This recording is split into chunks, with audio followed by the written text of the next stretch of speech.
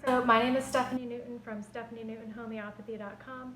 I practice homeopathy from right here in West Palm Beach over video chat. And today I am making chicken salad wraps. Stay tuned.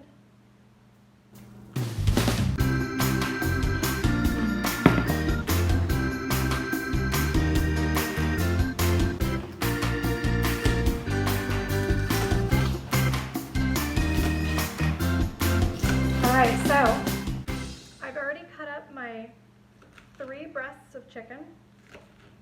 Obviously you can use as much chicken as you need or want or will eat, depending on your family. I just know that a lot of people, when I talk about food, they say, well, how much of this and how much of that? I don't really cook with a recipe, but I used 3 breasts of chicken.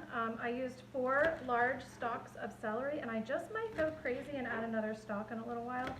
And now I'm cutting up my scallions or green onions, whatever you prefer to call them. And I'm going to go slightly heavy on those as well.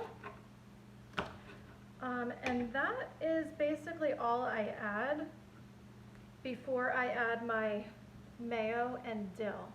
So let me know in the comments if you put other things in your chicken salad. I know some people like to put onions in there. I know some people like to put like walnuts, raisins. Mine is keto, so I'm not doing raisins. I'm allergic to nuts, and I do not like onions. So my chicken salad is basic, but you can add whatever it is that you want to your salad. So I've just got 3 items in here, and I'm going to add a little bit of dill now and then a little bit after I put in the mayo. Now again, I don't use a recipe, so I'm just kind of, I like a lot of dill. I just know that from experience, so I know that I'm not going to overdo it. And I might add a little salt to taste, either in the recipe or when I eat it, you know, when I scoop it out and eat it. So I don't have any measurement of mayo. I'm going to start with a couple of tablespoons. Now this is Avocado Mayo. This is from Primal Kitchen. I got this at Whole Foods. And Mark Sisson, who talks a lot about the ketogenic diet, but I think he's actually not keto. He said that he goes up to 150 grams per day, but he goes in and out of keto, I think. He made other types of sauces and dressings and things. They were named, you know, Primal Kitchen, or they're under the name of Primal Kitchen, and they're all keto. So whether or not you're keto, they're good for low carb, but they are also keto approved.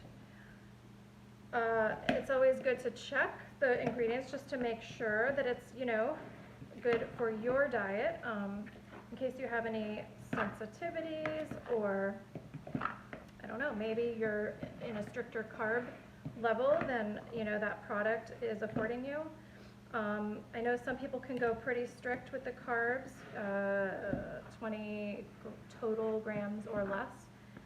I don't think I've ever gone that low, although today I actually feel like I went that low. I'm probably going to have to eat a little bit of carbs before I go to bed. I usually do fine around 40 or 45, and I stay in ketosis. I do plan to, I'm back on the keto diet for a second time, and I do plan to have some carb days. You know, there will be some days where I'm going to have like some pineapple and sweet potatoes, you know, things that I think I need the nutrients of those types of things. And so I'm going to set aside a day once in a while. Maybe, you know, I'll start out once every 3 weeks, move up to once every 2 weeks, and just see how I do as far as weight, cognitive ability, and energy. Those are the 3 most important things for me. I don't really have any health concerns. I mean, I do have asthma, but I'm well controlled without medicine just because of all the holistic stuff I do. I have a tiny bit of psoriasis that comes up every once in a while, like a little tiny patch, and then it goes away. When I'm eating well, 0.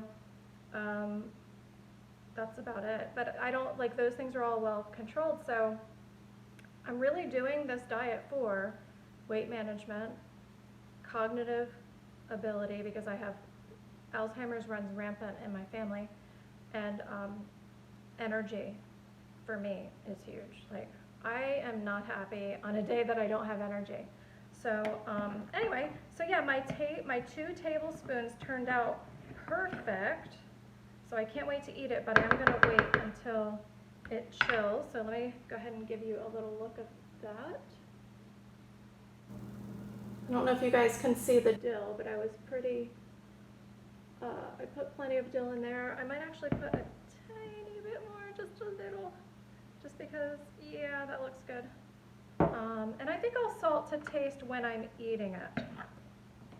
The one thing about the keto diet is you need a lot of salt because you are no longer having, or carb-free really, I mean low carb, you are no longer having processed foods that have a lot of salt in them. And so you will feel it when your salt drops. Potassium is very important as well, especially for some people. Some people are fast metabolizers of potassium. I am definitely one of those people. I actually ended up in the ER while I was pregnant, passing out and vomiting because my potassium was super low. And I can always feel it when it's dropping. So I actually don't leave the house without potassium tablets or electrolyte packets that I can put in water because I am so prone to that. But people who are doing keto or super low carb in general are prone to that. So yeah, so depending on the day how much salt I feel like I need, I'll add it to my meal. Now, there's two ways you can do this if you are low carb. I am also nut-free, so there's lots of different wraps that can be used, but I am nut and dairy-free, and these are called, they're by Crepini. I got these at Sprouts. A friend of mine, I'm not going to say her name, but thank you if she watches this, a friend of mine suggested these. These are egg thins. This one, they have different flavors, but this one has sweet potato and turmeric. Now, sweet potato is actually not a keto food. However, there's such a minute amount in here for flavoring that it's only 10 calories per wrap.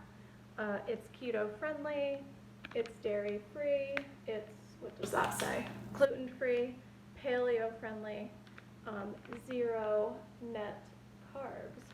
So I've actually only used these for breakfast burritos so far, but I'm going to go ahead and make one of these wraps. I got to grab a small plate. Actually, I'll get a paper plate, I think. And I'm going to make one of these wraps. I will show you guys what that looks like. The other thing that you can do is make lettuce wraps with these. A really great type of lettuce to use, I actually just finished mine in my salad, is like these butter cup type lettuce pieces. They're like shaped in little cups and they're really tasty. They're not very green, you know, they're more crunchy. So, you know, they're not as nutritious as greens, but it sure does take the place of bread. Now, I think I put too much in this one actually, but I could probably eat it sort of like a taco. Yeah, I definitely put too much in this one. I can't close it. So these are very small. You'd have to make like 3 of these in order to have at least a basic portion to eat. So that is about it. I am using this type of mayo because it has the avocado oil. And the reason I do that is because regular mayos often have a ton of canola oil, which is a lot of omega-6s, and that's not healthy unless you were really balancing it out with omega-3s. Too many omega-6 fats are not good for your body. They can cause oxidation and free radicals. So the canola ones are literally 1/3 of the cost, and they're bigger portions. So it's hard for me to buy this one, but it's harder for me to eat the canola oil ones knowing that, you know, I'm setting my health back in that moment that I'm eating that food. So anyway, I hope you enjoyed this. Let me know in the comments if you try it or what you like to put your chicken salad in, what spices you like to use. I know some people don't like dill and they use other things. Dill just happens to be my favorite for chicken salad, and let me know how much you like it.